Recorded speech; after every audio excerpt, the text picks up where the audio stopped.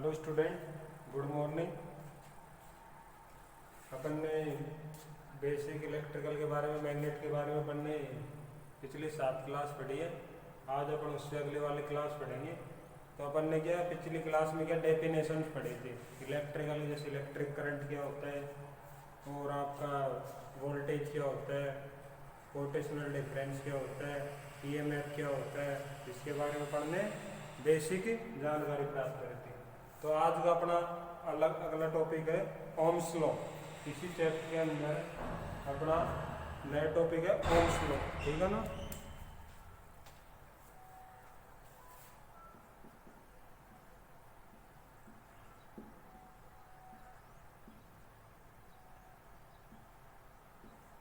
Ohm's law,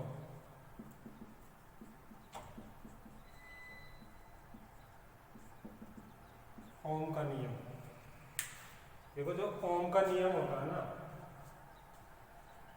जो ओम का नियम है ये आपका एक जर्मन के वैज्ञानिक थे जॉर्ज साइमन ओम। एक जर्मन के वैज्ञानिक थे जॉर्ज साइमन ओम। इसने ये आपका सन 1826 में ये नियम का प्रतिपादन किया था। बहुत सी बुकों में 27वीं 28वें, लेकिन जो एक्चुअल में है ना जो 1826 ही है ये, है ना। तो जर्मन के वैज्ञानिक थे। इसने क्या किया, एक बंद डीसी परिपथ लिया, उसके अंदर यानी कि एक स्विच लिया, एक बैटरी लिया, एक फ्यूज लिया और एक रेजिस्टेंस लगाया, और उसके अंदर उस सर्किट के अंदर यानी कि उसने करंट फ्लो करा कर देखी।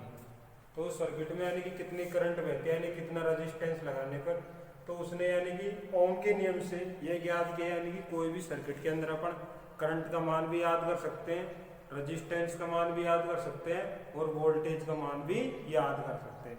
यानी कि दो चीज अपनी ज्ञात हो तो तीसरी जो अननोन चीज है उसको अपन याद कर सकते हैं ओम के नियम से, है ना। तो सबसे पहले ओम का नियम का यानी कि वैज्ञानिक जॉर्ज साइमन ओम था ना, वैज्ञानिक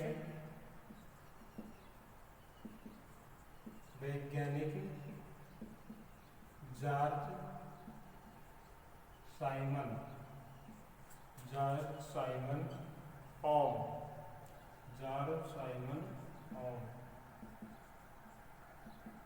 जॉर्ज साइमन ओम थे। यह जर्मन के वैज्ञानिक थे ना, ओम जर्मन के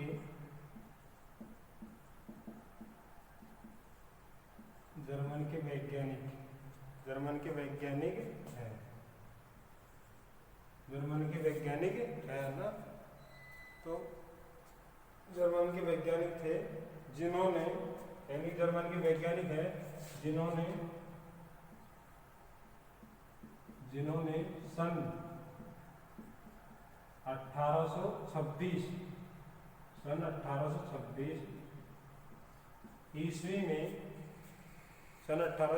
ईस्वी में धारा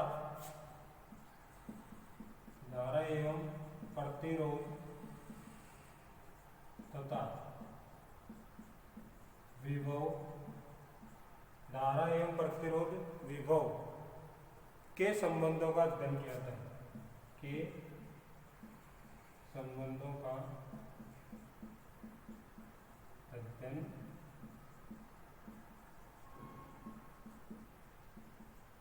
ठीक है ना।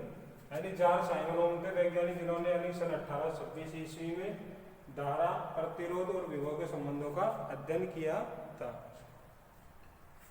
जब किसी बंद डीसी परिपथ में, इसकी परिभाषा हो जाएगी, जब किसी बंद डीसी परिपथ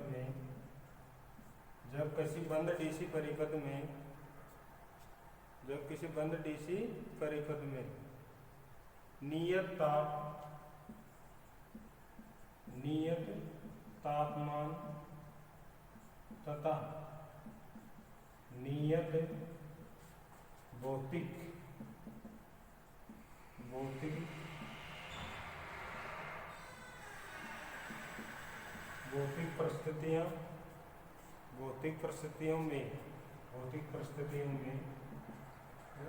परिस्थितियों में किसी चालक कार में किसी चालक तार में विद्युत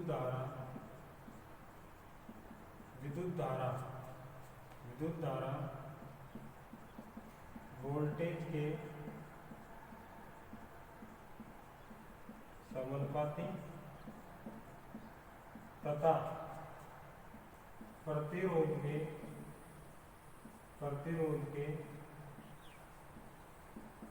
विलोमानुपाती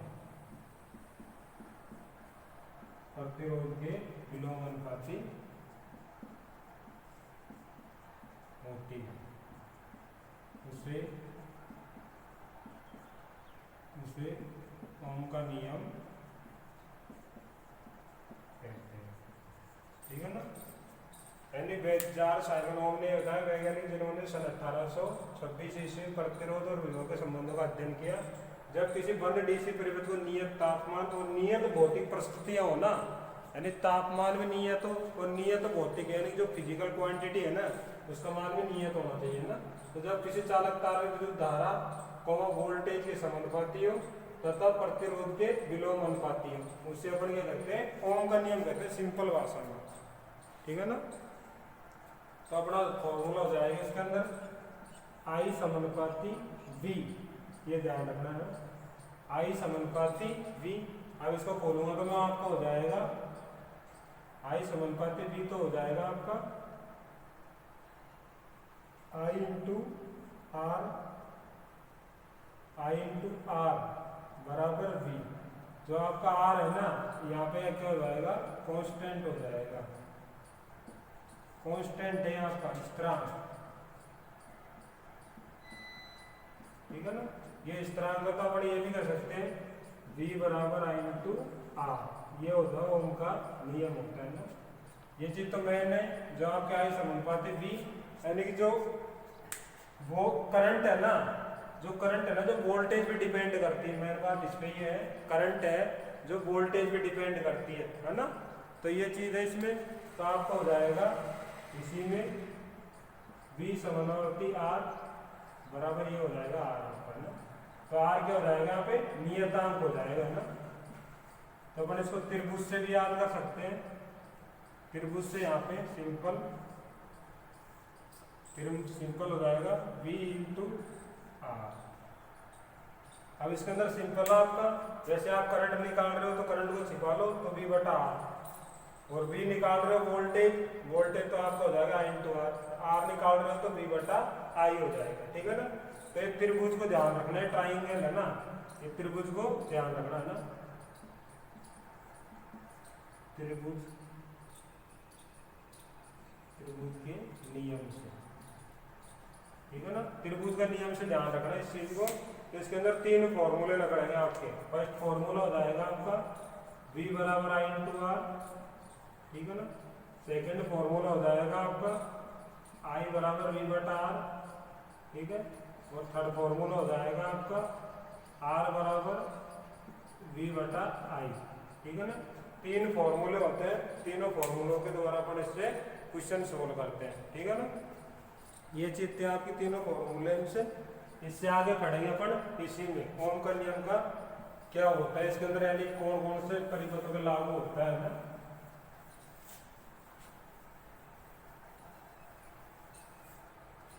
तो इसमें लिखना है मेन की पॉइंट, मेन की पॉइंट है ना। मेन की पॉइंट में इसके अंदर हो जाएगा आपका ओम का नियम। पहले से ओम का नियम है ना, तो रेखीय परिपथ पे लागू होता है। ओम का नियम केवल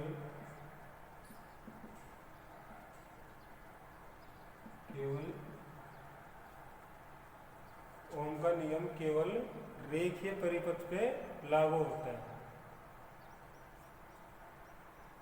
रैखिक परिपथ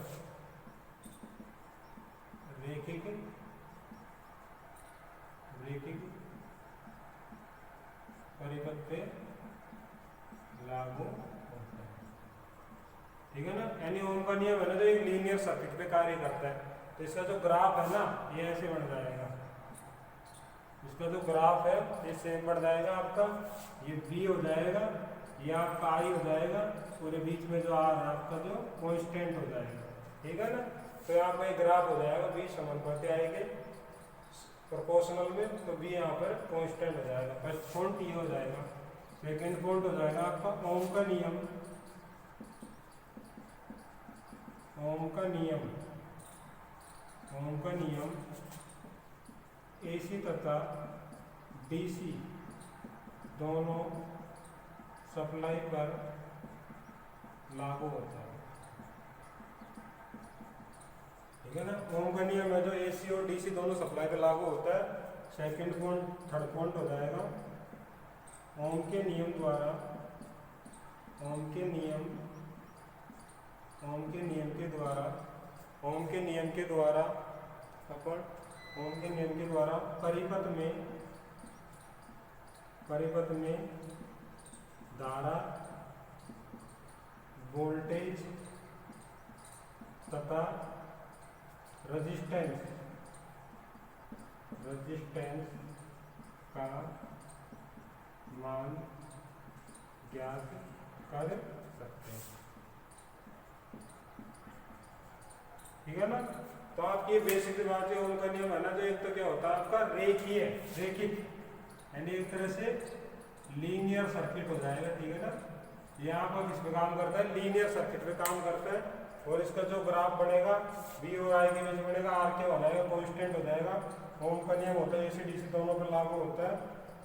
ओम का नियम द्वारा आपका धारा, वोल्टेज और रेजिस्टेंस का मान ज्ञात कर सकते हैं, ठीक है ना, ओम के नियम से। तो अपन इसके अंदर एक न्यूमेरिकल करते हैं, ओम के नियम से ही अपन एक न्यूमेरिकल करते हैं छोटा सा।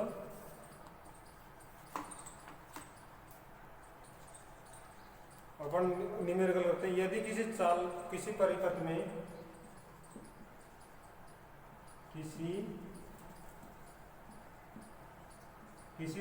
में किसी परिपथ का प्रतिरोध, किसी परिपथ का प्रतिरोध 30 ओम है, 30 ओम है, तो किसी परिपथ का प्रतिरोध 30 ओम है तथा वोल्टेज 60 वोल्ट है, 60 वोल्टेज है, तो ओम के नियम के अनुसार, ओम के नियम के अनुसार परिपथ में धारा का मान ज्ञात कीजिए, ठीक है ना। परिपथ में धारा का मान याद कीजिए, तो अपना जो R का मान कितना है यहाँ पे 30 ओम है, और जो वोल्टेज है कितना हो जाएगा आपका 60 वोल्ट हो जाएगा, ठीक है ना। तो आपको क्या I का मान याद करना है। जब आपको परिपथ में क्या दो चीज दे रखी है, यानी किसी परिपथ में प्रतिरोध का मान कितना है, एक वायर है उसका रेजिस्टेंस कितना है 30 ओम है, और उस रेजिस्टेंस के अंदर 60 वोल्टेज की अपन सप्लाई देते हैं, ठीक है ना। 60 वोल्टेज की सप्लाई देते हैं ना, तो उस परिपथ में कितनी धारा बहेगी उसको अपन को मेजर करना है। तो कुछ नहीं करना, अपन को फॉर्मूला लगाना है ओम के नियम से। तो आपका ओम के नियम से आपका वो ट्राइंगल से हो जाएगा V बराबर I इंटू R। इसमें वैल्यू रख दो, यहाँ पे V की जगह 60 रख दिया, I की जगह I को रहने दो, R की जगह कितना रख दिया 30, ठीक है ना। तो आप I निकाल लो, I निकालोगे तो आपका 60 डिवाइड कितना हो जाएगा 30, तो कितना हो जाएगा आपका 2 एम्पियर आ जाएगा। तो आपके जो 60 ओम का प्रतिरोध वो है ना, 30 ओम का प्रतिरोध जिसको 60 वोल्टेज से सप्लाई से जोड़ा, तो उसके अंदर 2 एम्पियर विद्युत धारा प्रवाहित हो जाएगी। तो आपका ये था ओम का नियम, ठीक है ना।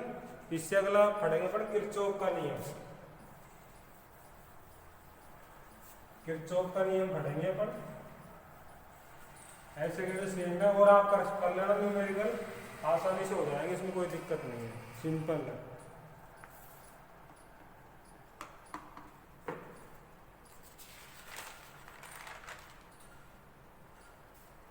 Kirchhoff's law, Kirchhoff's law.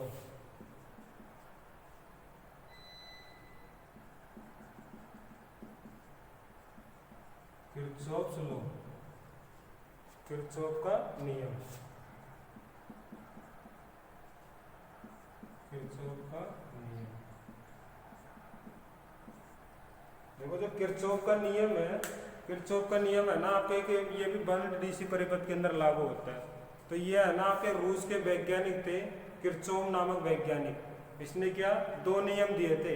एक तो दिया था आपका वोल्टेज का नियम दिया था, एक धारा का नियम दिया था, जो अपन कहते हैं केवीएल और केसीएल। केसीएल होता है ना वो तो होता है आपका करंट लॉ होता है, और जो केवीएल होता है जो वोल्टेज का नियम है। तो इन नियमों के अंदर हमने क्या अपन कोई भी परिपथ के अंदर है ना, जो अपन बंद डीसी परिपथ के अंदर इसके अंदर धारा का मान याद कर सकते हैं, यानी कि नोड बना के अपन धारा का मान याद कर सकते हैं, यानी इस परिपथ के अंदर कितना मान हो जाएगा। तो जो किरचॉफ का नियम है ये रूस के वैज्ञानिक थे,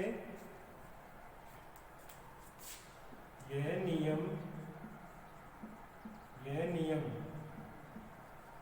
रूस के वैज्ञानिक, यह नियम रूस के वैज्ञानिक किरचॉफ, रूस के वैज्ञानिक किरचॉफ के नियम का उपयोग नेटवर्क, ठीक है ना, नेटवर्क परिपथ व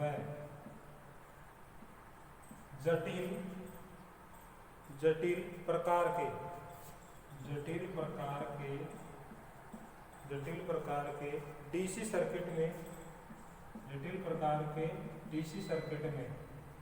सर्किट में तुलनात्मक प्रतिरोध, डीसी सर्किट में तुलनात्मक प्रतिरोध ज्ञात करने के लिए प्रयोग करते हैं,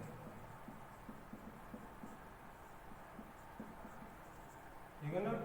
यानी कि यह नियम रूस के वैज्ञानिक थे किरचॉफ नामक वैज्ञानिक, उसने क्या इस नियम को यानी कि या तो नेटवर्क में लगाओ या किसी जटिल परिपथ में लगाओ, जटिल प्रकार के परिपथ में डीसी सर्किट में, जटिल प्रकार का डीसी सर्किट है ना, डीसी सर्किट में तुलनात्मक प्रतिरोध ज्ञात करने के लिए इस प्रतिरोध का अपन ने प्रयोग किया था ना। इस नियम की सहायता से जटिल क्लोज परिपथ में, अगला पॉइंट हो जाएगा, इस नियम की सहायता से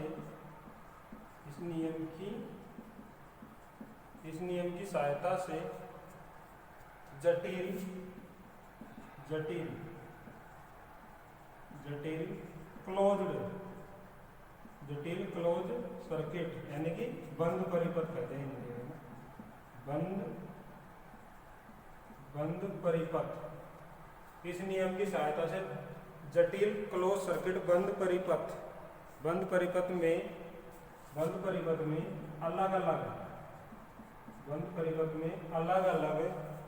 अलग अलग शाखाओं का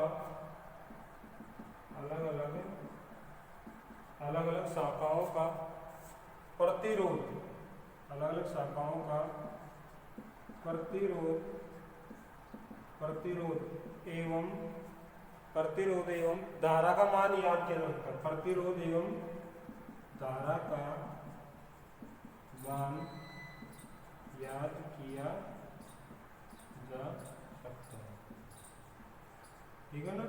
इस नियम की सहायता से जटिल क्लोज परिपथ में अलग अलग शाखाओं में प्रतिरोध एवं धारा का मान याद किया जा सकता है। किरचॉफ का नियम एसी तथा डीसी दोनों परिपथों में लागू होता है। जो किरचॉफ का नियम है ना एसी तथा डीसी दोनों परिपथों में लागू होता है, सेम ओम के नियम से ना। यह नियम एसी तथा डीसी दोनों परिपथों में लागू होता है, ठीक है ना। यह आपके दोनों परिपथों में लागू होता है, एसी तथा डीसी दोनों प्रकार के परिपथों में लागू होता है ना। यह नियम डिस्ट्रीब्यूट पैरामीटर में यह नियम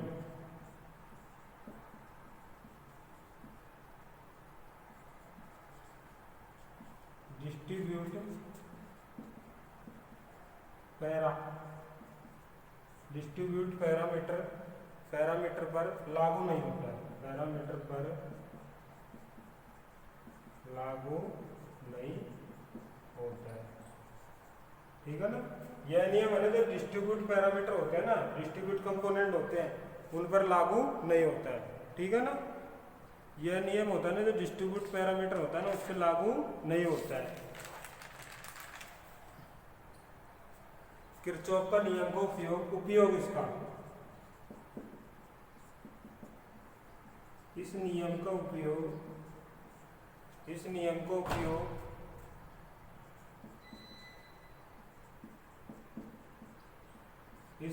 उपयोग मिश्रित प्रकार के परिपथ में, इस नियम का उपयोग मिश्रित प्रकार के, यानी जो किरचॉफ का नियम होता है ना, उसका जो यूज करते हैं ना, इसका उपयोग करते हैं जो मिश्रित प्रकार के सर्किट में करते हैं ना, मिश्रित प्रकार के परिपथ में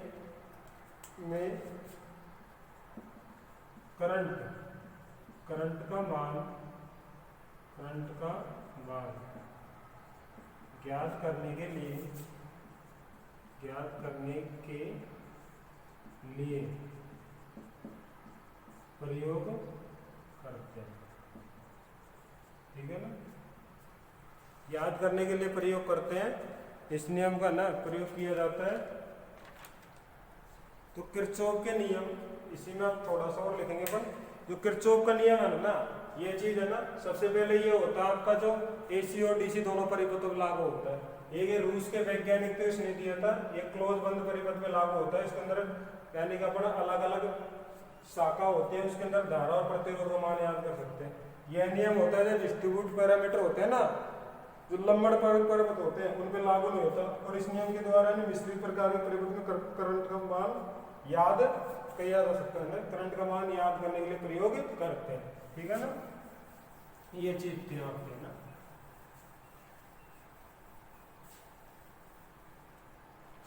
किरचॉफ ने दो नियम का प्रतिपादन किया था।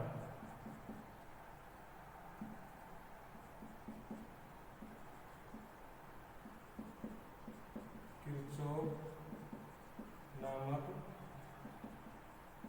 वैज्ञानिक ने दो नियम का प्रतिपादन किया था। ठीक है ना, दो नियम का प्रतिपादन किया था। पहला हो जाएगा आपका, जो अपन बोलेंगे इसको, दो नियम प्रतिपादन का पॉइंट लॉ, इसको बोलते हैं अपन पॉइंट लॉ बोलते हैं। और इसको ही बोलते हैं अपन करंट